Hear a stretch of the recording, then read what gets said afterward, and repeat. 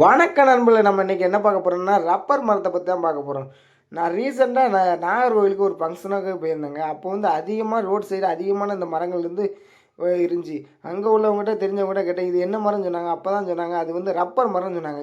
சரி, எப்படி தான் ரப்பர் எடுக்கிறாங்கன்னு நம்ம வந்து போய் பார்ப்போம்னு சொன்னால் அப்போ தான் ஒரு தோட்டத்தில் வந்து ஒரு ஐயா வந்து அந்த இதை வந்து எப்படி செதுக்கி விட்டுக்கிட்டு இருந்தாங்க பாருங்கள். அந்த செதுக்கி விட்டு ஒரு ரவுண்ட் ஷேப்பில் வந்து கரெக்டாக உள்ற மாதிரி ஒரு கொப்பியும் வச்சுருந்தாங்க. அதில் வந்து எப்படி வந்து உளுந்து இருக்குது பாருங்கள் அந்த ரப்பர்.